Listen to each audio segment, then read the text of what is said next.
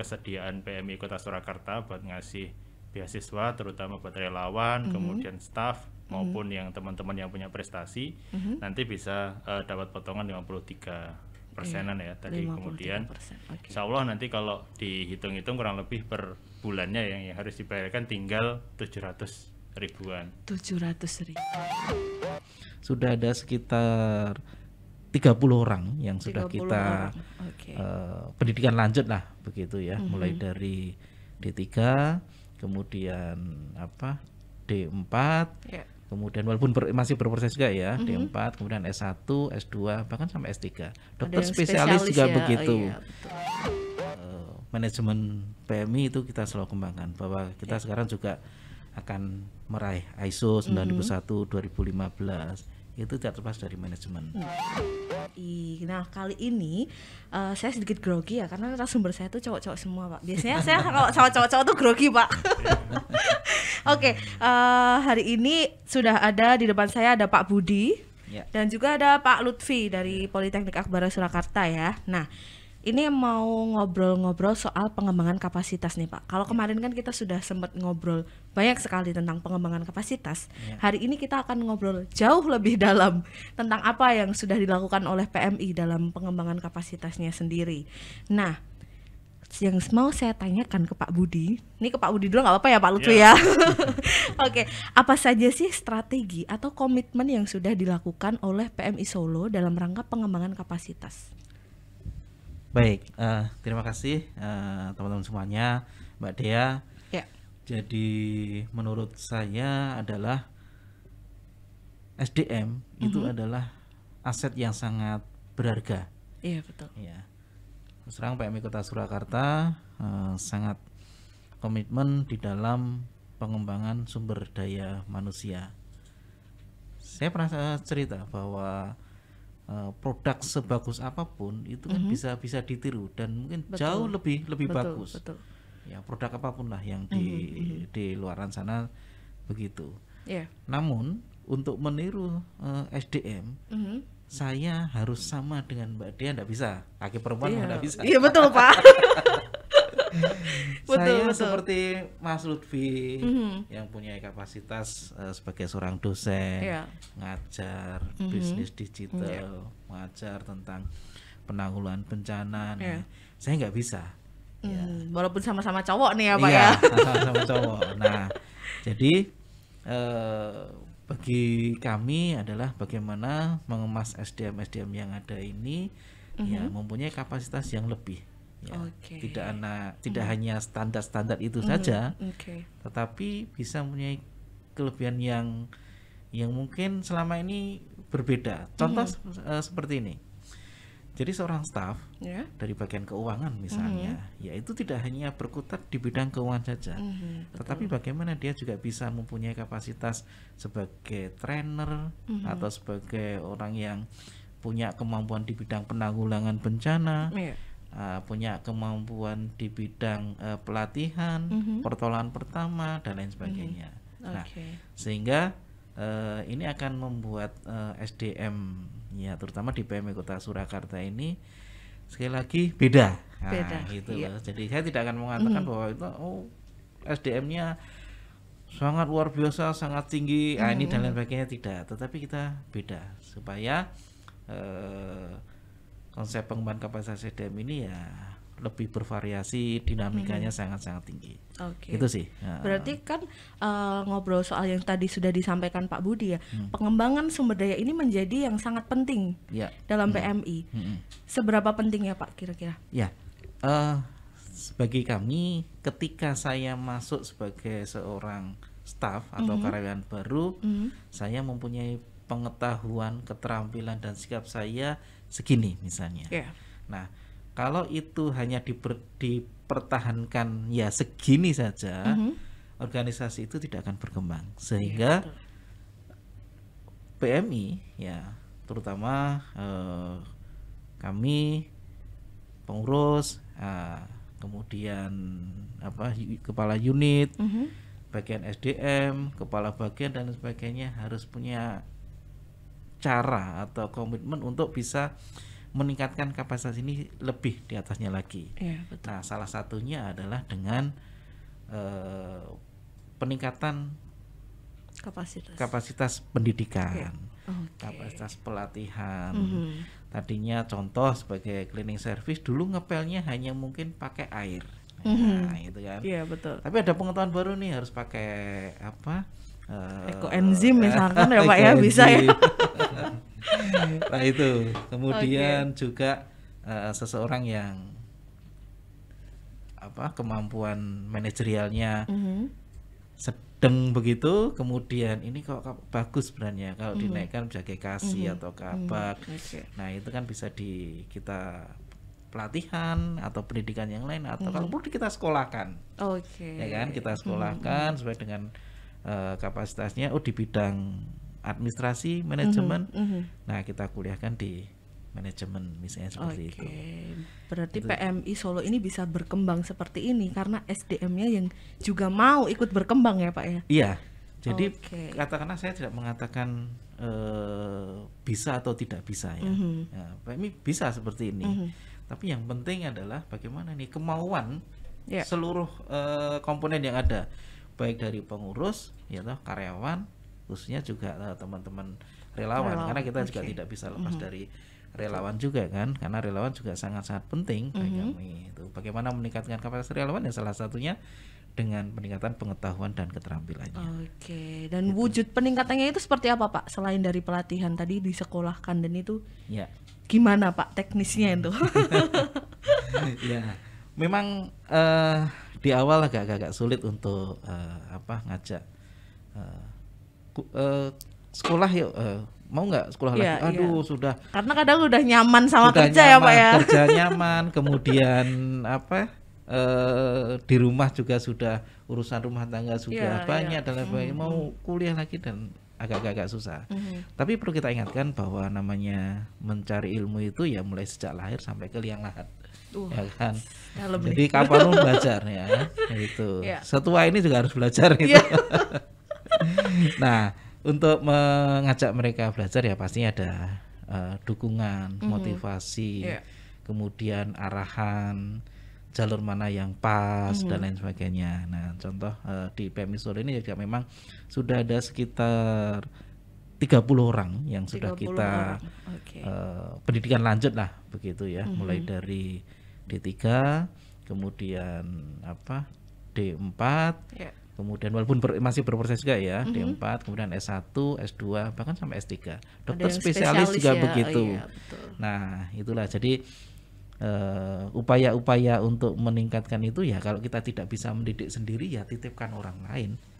Gitu ya. Jadi kalau saya, anak-anak saya pendidikan SD, saya nggak bisa memberikan pendidikan sekolah dasar pertama ataupun tingkat atas, ya saya disekolahkan SD, SMP, SMA sampai batas kemampuan saya maksimal gitu sih. Nah, itu kira-kira siapa saja nih Pak yang berhak untuk disekolahkan atau berhak untuk mendapatkan pengembangan kapasitas SDM ini?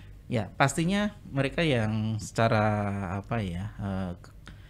personal mempunyai kemampuan, semangat untuk bisa belajar lanjut. Yang kedua adalah bagaimana upaya PMI itu memberikan penghargaan kepada stafnya untuk lebih meningkat, untuk lebih berkapasitas. Penghargaannya tidak harus berupa barang ya, bisa juga berupa pendidikannya ada sebagai penghargaan juga.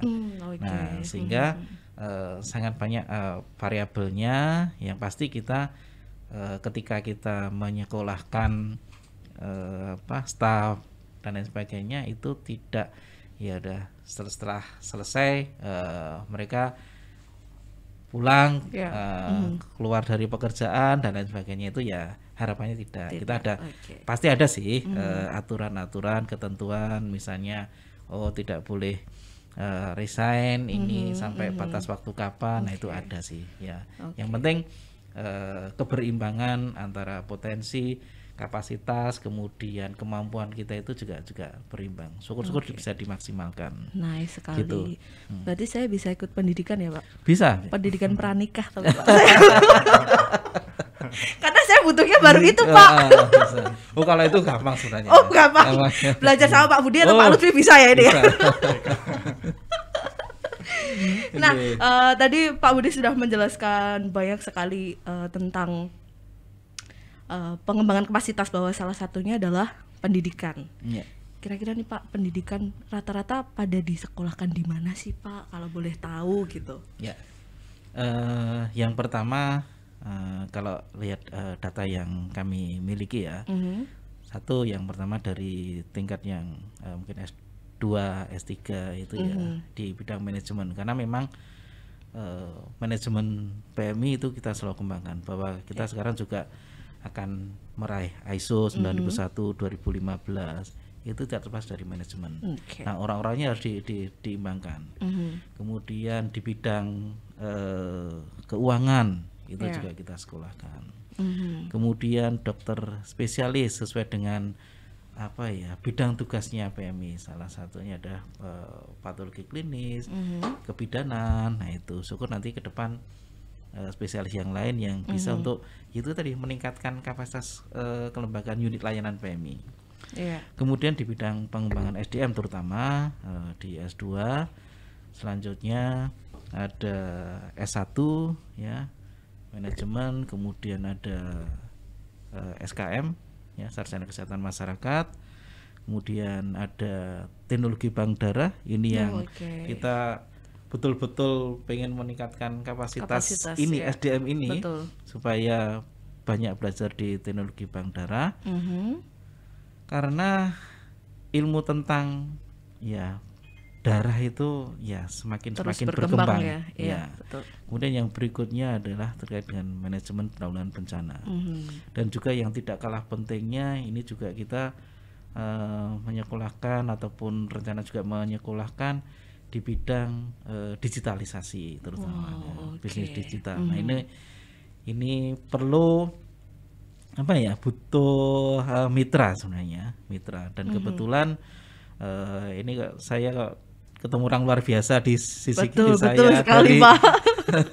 Dari mitra yang pas untuk kebutuhan PMI. Betul. Ya, karena bidangnya pas nih, ada teknologi bank darah dan manajemen penanggulangan bencana serta bisnis digital ya Pak ya. Jadi sangat ada hubungannya nih. Ya, jadi core bisnisnya PMI itu kan yang pertama terkait dengan teknologi bank darah. Betul. Yang kedua manajemen penanggulangan bencana, dan yang ketiga adalah di era sekarang adalah orang mengatakan ini era digital nih, era digital. Nah, kita dengan apa?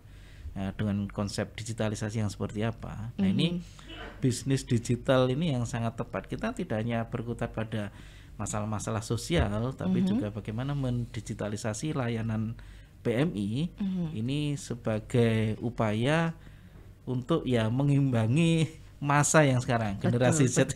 Betul sekali, karena itu perkembangannya juga lumayan pesat loh Pak. Iya betul itu. Jadi sekali lagi ini yang berarti paling grass ya. Iya betul. Jadi ini sekarang sekali lagi komitmennya kita semuanya di PMI Solo untuk bisa meningkatkan pendidikannya melalui pendidikan yang kebetulan juga ada mitranya, ada tempatnya. Nah, ini siapa tahu nanti ada teman atau rekan kami yang mau mau belajar lah ya di tempat tersebut. Nah, nanti ini bisa cerita langsung ya. Langsung kalau. Dan ini tidak hanya untuk PMI Solo aja ya Pak ya, tapi terbuka untuk siapa saja kan ya. Untuk siapa saja, betul. Siapapun gitu. Tadi kalau kita sama Pak Budi sudah ngobrol tentang pengembangan kapasitas, dan salah satu strategi PMI Solo untuk mengembangkan kapasitas stafnya adalah dengan pendidikan lanjut. Dan kita punya mitra yaitu Politeknik Akbar Surakarta ya, untuk pendidikan lanjutnya ada program studinya apa aja nih Pak Lutfi? Saya mau tanya nih. Oke, makasih Mbak Dea dan Pak Budi atas waktunya. Jadi Politeknik Akbar itu hari ini punya 3 program studi nih. Jadi yang pertama yang paling awal ada itu yang teknologi bank darah. Dan ini memang pendidikan lanjut yang sangat dibutuhkan ya Pak buat teman-teman yang nanti mau berkarir di PMI misalnya di UDD dan sebagainya. kemudian program studi yang kedua yaitu manajemen penanggulangan bencana. Ini juga penting banget. Kita butuh banyak nih tenaga yang ahli, yang kompeten dalam bidang penanggulangan bencana ya, mulai pra maupun saat maupun setelah itu ya. Kemudian yang terakhir adalah bisnis digital. Ini yang kalau teman-teman yang generasi Z nih ya, yang kelahiran di atas 2000. Saya dong berarti. Saya 2003. Oh, 2003 ya. Udah kayak gorengan 2003 ya. Ini penting banget nih. Jadi program studi yang bagus banget yang bisa menunjang bisnis maupun karirnya ya, karena kebutuhan di industri digital ini terus tinggi banget nih. Jadi itu 3 program studinya. Dan itu semua program studi yang luar biasa ya, unggulan semua, karena kan kalau kita ngobrol soal teknologi bank darah, otomatis kalau mau berkarir di PMI itu bisa ke teknologi bank darah, ya kan. Sekali. Terus Indonesia ini juga dinobatkan sebagai laboratorium bencana. Berarti bisa kan ke MPB, ya kan. Terus kalau kita mau mengikuti perkembangan ekonomi bisnis zaman sekarang nih untuk generasi Z, kita bisa ke bisnis digital. Berarti apa yang nggak ada di Akbara coba? Semuanya ada nih. Dan kalau semuanya ada, yang mau saya tanyakan adalah apa sih kelebihannya kampus Akbara ini? Pertama, kalau memang core-nya ya dari 3 prodi itu aja udah unggul banget ya. Jadi 3 prodi itu yang dibutuhkan banget sama terutama PMI dan institusi-institusi yang berkaitan dengan kemanusiaan, dengan darah dan sebagainya. Itu yang dibutuhkan sekali. Yang kemudian yang kedua, emang kita di Akbara juga membangun kultur ya, yang itu kemudian dijadikan dalam satu pedoman maupun pedoman ya. Jadi kita punya Cakra Akbara nih. Jadi nanti keren banget nih. Jadi selain nanti kompetensinya ya, keterampilan, pengetahuannya dididik, teman-teman yang sekolah atau kuliah di Akbara nanti juga dapat tangguh. Tangguh itu dari segi fisik maupun mental ya. Hatinya juga tangguh ya. Berarti saya perlu kesana nih Pak. Tangguh menghadapi kenyataan. Iya betul. Bener banget. Harus tangguh. Oke, terus sama punya karakter. Berkarakter. Jadi karakter itu penting banget nih, mulai datang tepat waktu, kemudian cara interaksi dengan orang lain itu kan juga perlu dilatih nanti. Berarti semua itu diajarkan di Akbara ya, selain dari akademis juga. Hal-hal itu semuanya diajarkan di Akbara. Kita bangun atmosfer, kita bangun kultur semacam itu di kampus. Oke, wah luar biasa banget nih. Ya, tambahan dikit Mbak Dea. Ada tadi menyampaikan ada Cakra Akbaranya. Saya juga buka-buka nih cari referensinya Akbara. Ya, kompeten, tangguh dan berkarakter. Jadi ketika kita berbicara mengenai kompeten itu kan ada 3 hal. Pengetahuannya bagus, keterampilannya bagus, attitude-nya yang bagus juga. Nah, ini yang dibutuhkan ya katanya di PMI, ya kan. Dia punya keterampilan, punya pengetahuan, tapi keinginan untuk melakukan sesuatu itu kan butuh suatu sikap. Betul. Contoh kecil saja begini, kita belajar tentang pertolongan pertama. Bagus pertolongan pertamanya, teorinya juga bagus, keterampilannya bagus, tapi tidak punya keinginan untuk menolong. Untuk apa? Itu kan. Betul. Ini ya itu tadi, barangkali ini sekali lagi Pak Lutfi ya bisa nyambung. Artinya PMI membutuhkan orang-orang yang memang kompeten. Kompeten inilah menjadi dasar utama supaya ya PMI-nya berkembang melalui SDM yang ada. Harapan kami ini juga melalui Politeknik ini 3 hal itu, pengetahuan, keterampilan dan sikap tadi ya, yang ditunjukkan dengan Cakra Akbara dan berkarakter tadi itu bisa didapatkan. Nah itu berarti tidak hanya akademis saja, tapi di Akbara juga dilatih empatinya ya. Iya, empati. Ya, harusnya seperti itu ya kan. Jadi Oke, nah kalau ngobrol-ngobrol soal kampus nih Pak Lutfi ya, biasanya hal yang paling sering ditanyakan emak-emak nih, karena kebetulan saya kan calon emak-emak nih Pak. Jadi ada nggak sih Pak beasiswanya gitu? Ada banyak banget di Akbara. Jadi kita menyediakan berbagai macam jalur ya buat teman-teman yang yang memenuhi persyaratan ya. Jadi ada yang di awal-awal kita punya nih beasiswa buat Hafiz, buat kemudian beasiswa yang daftar SNMPTN. Nah, kemudian yang terbaru nanti ya untuk yang periode bulan Juni ini kita bekerja sama dengan PMI Kota Surakarta yang kemarin insya Allah akan memberikan beasiswa bagi teman-teman yang terutama relawan, staf maupun nanti yang teman-teman yang punya prestasi nih, prestasi akademik di SMA SMK-nya. Nanti buat itu buat yang daftar selama bulan Juni. Dan itu PMI tadi sekali lagi tidak hanya PMI Solo ya Pak Budi atau gimana? Ya, jadi begini, terus terang karena melihat sangat pentingnya SDM di PMI ya, artinya sangat penting sekali. Kami memang komitmen di bidang SDM, sehingga dengan pengalaman kami untuk bisa mengembangkan kapasitas SDM untuk bisa pendidikan lanjut dan sebagainya itu juga merupakan sangat penting.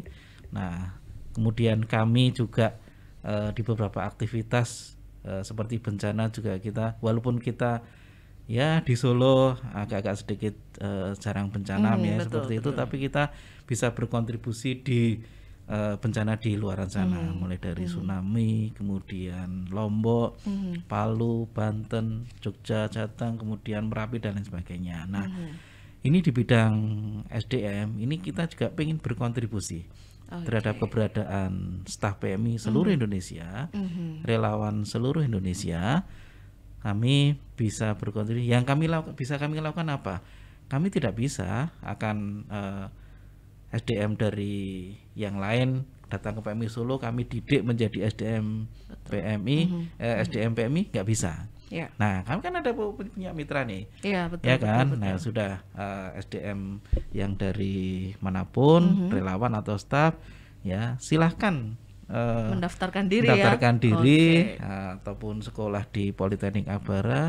Kami yang bisa memberikan beasiswa ya.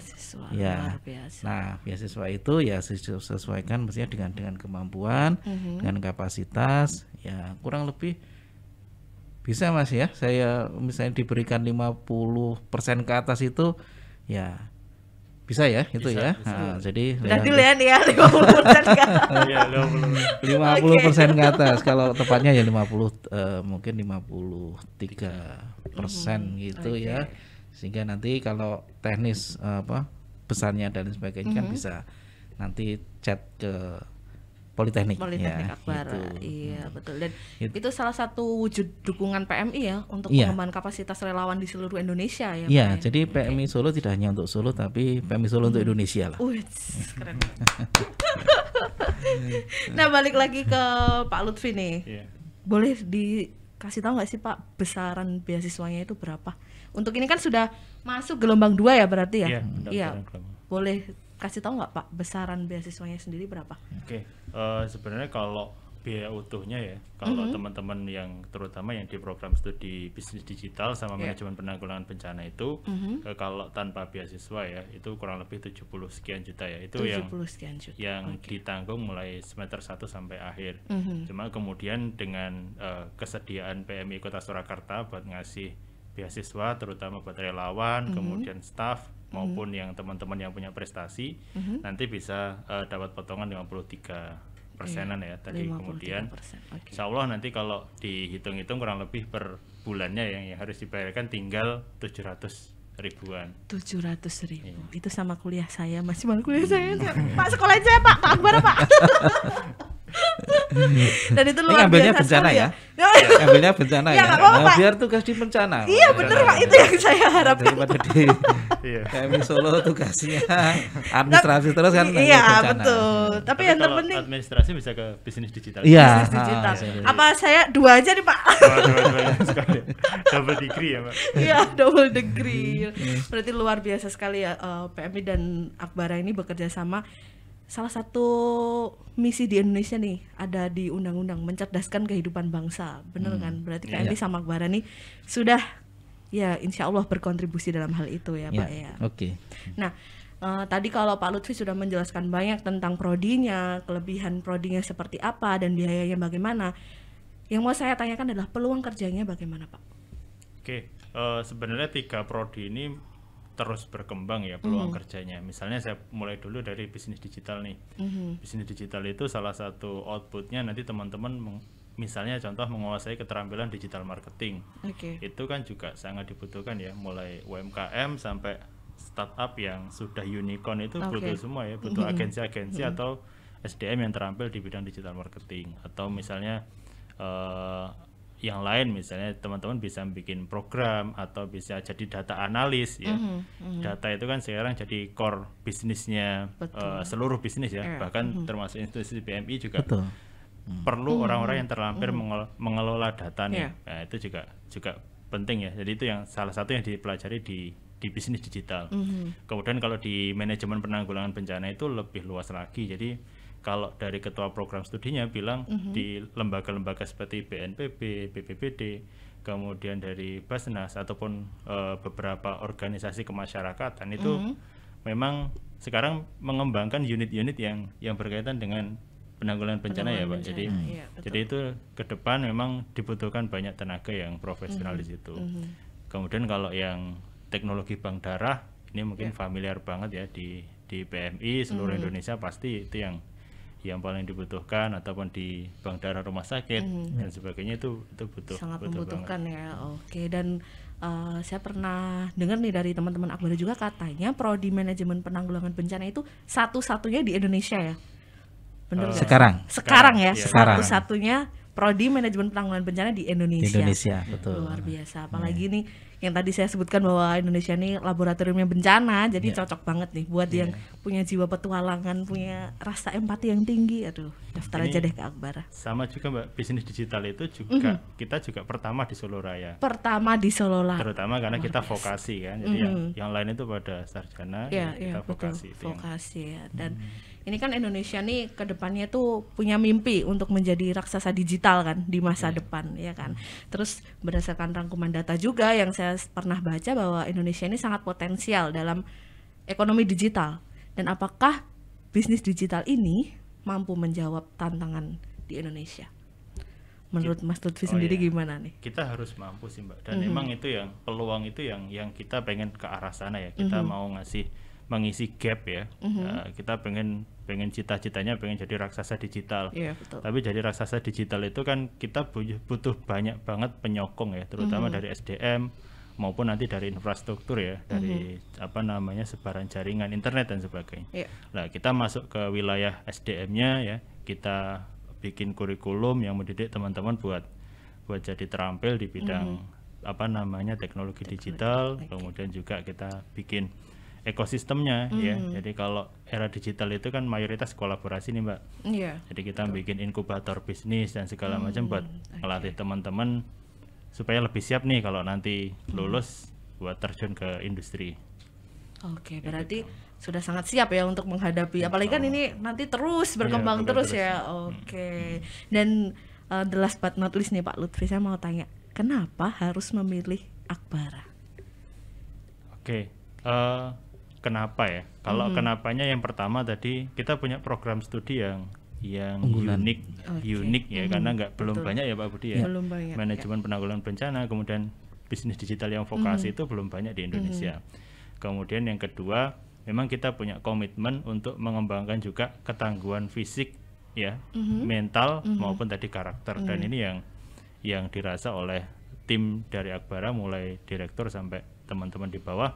Ini menjadi elemen yang penting banget buat SDM kita ke depan. Itu yang jadi keunggulan sih. Jadi bukan cuma slogan, tapi nanti ada implementasinya berupa program-program maupun kegiatannya gitu. Oke, berarti saya sudah nggak bisa berkata-kata Pak kalau soal Politeknik Akbara, karena luar biasa banget dari yang dijelaskan, mulai dari prodinya, terus untuk membentuk culture-nya sendiri seperti apa. Dan Akbara saya rasa sudah siap dari semua itu, karena jarang banget ada kampus yang bisa mendidik sampai ke culture-yang membentuk kepribadian mahasiswanya, itu kan jarang, kadang hanya akademiknya saja. Dan luar biasa sekali. Oke Pak Budi, mungkin ada yang mau disampaikan buat teman-teman PMI atau teman-teman yang lain di luar sana? Ya. Oke, terima kasih Pak Lutfi informasinya, sehingga kami bisa melanjutkan estafet pendidikan ini. Betul. Ya kan, tidak hanya sekedar pelatihan-pelatihan, tapi juga ada pendidikan formalnya ya, dengan tolok ukur yang jelas dan lain sebagainya. Nah, kemudian kebetulan ini biar nyambung, ini juga nanti kampus juga bisa bermitra dengan PMI. Nah, karena gini, kita kan punya TUK, LSP, PMI. Ya, betul. Nah, sehingga untuk menjaga ya kompetensi dari SDM itu kan tidak hanya sekedar lulus selesai gitu kan, harus dijaga juga. Nah, itu nanti setelah misalnya ini lulus ya PMI menyekolahkan, kemudian setelah lulus beraktivitas, nah ini kan harus dijaga kompetensinya. Iya, betul. Sehingga misalnya 3 tahun sekali atau misalnya 4 tahun sekali refresh lagi. Okay. Nah, kita punya wahana untuk itu, untuk uji kompetensi. Ada TUK, LSP, PMI dan LSP PMI pusat sudah punya lisensi, sehingga nanti kita bisa mensertifikasi SDM di bidang teknologi bank darah, di bidang penanganan bencana. Ini yang bisnis digital juga mau kita kembangkan juga, walaupun kita baru sampai di tataran pelatih ya, tetapi akan kita kembangkan juga. Syukur-syukur nanti bisa ya istilahnya berkolaborasi antara Politeknik dengan PMI juga, atau mungkin dengan tempat kerja atau dunia kerja. Nah, gitu Pak Dea. Jadi kemudian yang berikutnya adalah sekali lagi saya mendorong seluruh relawan ataupun staf yang ada di Indonesia ini, PMI manapun ya, PMI Pak manapun ya, atau misalnya dari luar negeri pun kami siap. Jadi Red Cross ya. Jadi mau bisa meningkatkan kapasitasnya, kualitas SDM-nya untuk bisa yaitu tadi bermitra dengan Politeknik Akbara, kemudian bisa bersekolah di sana. Harapan kami Indonesia lebih maju, SDM-nya unggul. Betul. Nice. Nah, kalau Pak Lutfi nih, kalau mau daftar di Politeknik Akbara caranya gimana, Pak?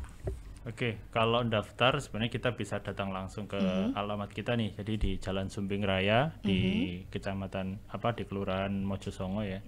Kecamatan Jebres, atau teman-teman bisa langsung daftar lewat website kita ya di yang ada di bawah sini, di pmb.akbara.ac.id ya. Itu sih lebih. Kemudian kalau mau tanya-tanya nih, kalau program studi ini nanti belajar apa atau nanti lulusannya gimana, bisa hubungi admin kita nih. Adminnya on terus ya Pak ya? On terus. Nah, kalau malam-malam di telepon nggak apa-apa berarti Pak? Kalau malam.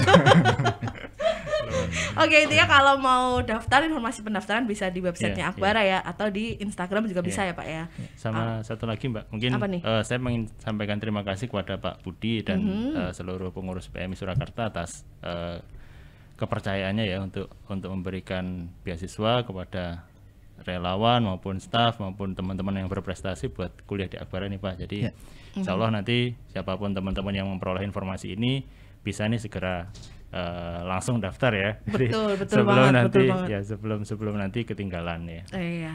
Nah, dan ini tuh beasiswanya untuk PMI seluruh Indonesia ya Pak Budi ya. Jadi nggak usah ragu buat teman-teman PMI dari Sabang sampai Merauke atau bahkan lebih dari Merauke, boleh banget didaftar ke Politeknik Akbara.